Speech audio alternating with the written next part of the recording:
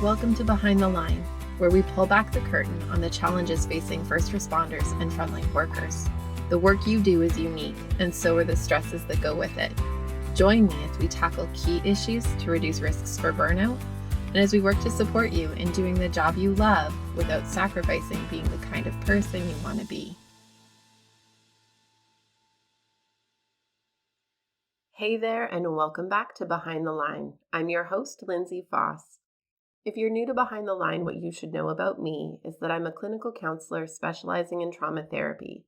And after over a decade working with first responders and frontline workers around issues like burnout, compassion fatigue, PTSD, and related OSIs, I have become a passionate wellness advocate and educator for those who sacrifice so much for our communities out on the front lines. Behind the Line is a place for us to talk about the real life behind the scenes challenges facing you on the front lines. I created this podcast with the hope of bringing easy access to skills for wellness, allowing you to find greater sustainability both on the job and off. The countdown is on. Christmas is only a few days away. Kids are off school, and we are in the thick of it. At this point, our family is well into holiday rituals and traditions, and I thoroughly enjoy watching our kids, who are 8 and 5, remember what feels important to our family during this season. It's also cool seeing what has become meaningful and important to each of them.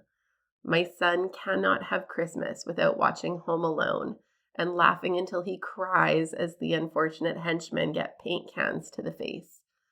My daughter cannot consider it Christmas without interacting with every single Christmas ornament and decoration and singing Jingle Bells at least 1,000 times. I remember when my husband and I first got married, navigating our first couple of Christmases together as a couple were more challenging than either of us expected. We came to our relationship with strong ties to our own Christmas traditions, and there was a huge fight each year over the most important detail: what music you listen to while decorating the tree. I know it might sound stupid, although I'm guessing there are some people listening who have had this exact same fight, but it was honestly a big deal, and it got pretty ugly. You see, in my home growing up, we listened exclusively to Dolly Parton and Kenny Rogers' Christmas album on cassette tape, played on my dad's awesome stereo system. Classic. Meanwhile, my husband's family was attached to Boney M's Christmas album, which to me, to this day, seems like absolute blasphemy. Steel drums and Christmas still do not jive in my head, and you won't ever convince me otherwise. After a couple of years of arguing and trying to blend the two, we decided to make our own Christmas tree decorating mix and added in some of our favorites, including the Bare Naked Ladies, Adam Sandler's Hanukkah song, and some other really fun ones. While it was a bumpy adjustment, I love what we've made it into, and it's become its very own version of special. When I think on this memory, it captures what I want us to talk about today. The thing about the holidays is we can get stuck in various ruts within it. We can get caught in the trap of doing too much and not enjoying any of it. We can get stuck in feelings of loneliness or overwhelm. We can struggle against the commercialism and lost sense of meaning. We can be overly rooted to traditions that don't serve us anymore. We can be stuck feeling we lack traditions that bring value to us. When I think about the tree decorating music story, I'm aware that we could have kept fighting about it every year for all of time. Easily, that could have been what happened. At some point, we looked at it and decided to make a change. The change was uncomfortable, but also better. We paused, reflected on what mattered to each of us, refined it into something that would serve us well, and allow it each year to be a meaningful part of how we connect. Each year we joke about those early years. Each year as we listen, we tell our kids about the songs mommy grew up listening to and daddy grew up listening to. It's become a part of our story and our storytelling. I know that it's a silly example, but I think it translates more broadly. So often we are autopiloting through the season. I have spoken with so many people who have said things like, I just have to get through Christmas. And I get it. The holidays can be a lot, and I get that there's a feeling of just needing to survive it and get to the other side. But doesn't that feel really sad to you? Like we're wishing away parts of our lives. And not just any part, but parts that are at the heart of it, meant to be reveled in and thoroughly enjoyed. That feels so sad to me.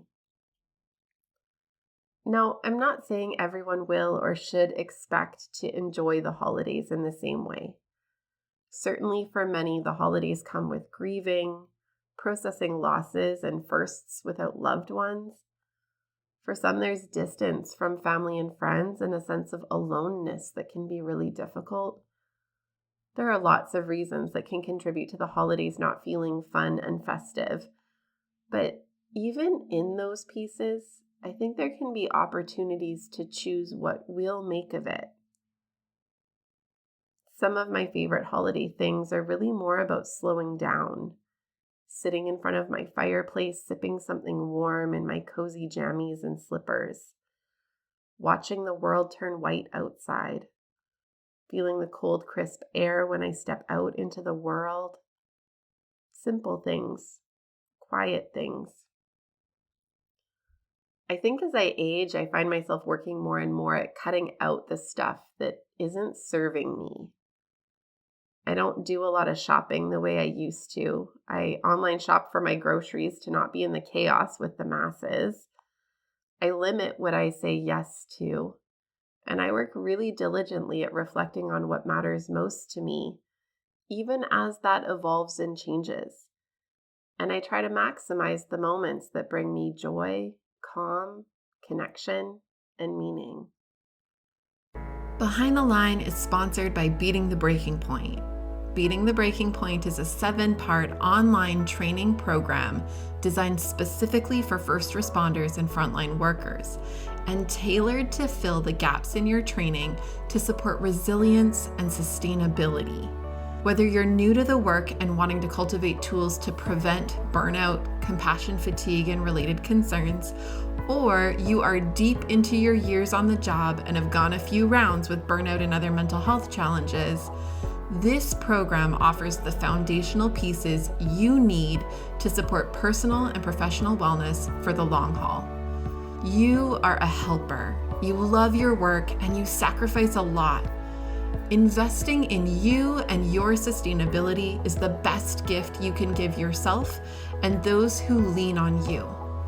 We make this program as risk-free as possible by offering a limited money-back guarantee to ensure that it's a fit for you.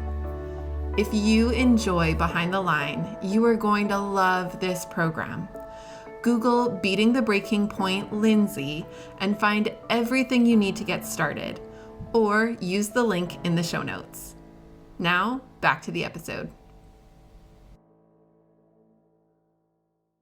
Reflect, refine, recharge. That is what I center on, and what I would invite you to center on as well as we near the holiday finish line. Reflect on what has served you well in the past and what serves you well now. Reflect on what hasn't served you well. Refine your plans to maximize what serves and reduce what doesn't. And allow room to recharge. Reflect, refine, recharge. I want to say one quick thing about recharging. Recharging doesn't mean lazy rest. It can mean that, but it doesn't only mean that. Sometimes recharging is an active state, like how your battery in your car recharges when your car engine is running and working.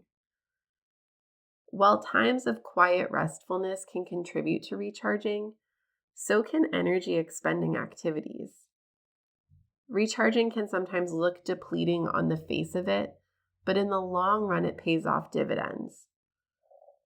A great example is when we take our family to Grouse Mountain to see Santa, go skating, hike through the snowy woods, and a whole bunch of other activities.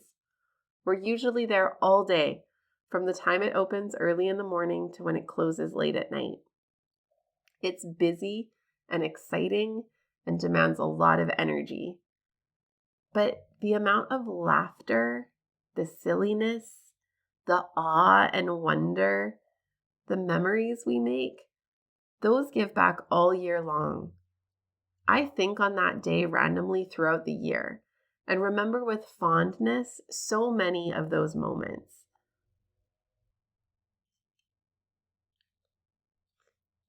Those are the cherished times, and they give back in spades. So on the surface, it may look like it costs time and energy and not to mention the moolah, but when we let it give back, we can find that there is more than what we see on the surface.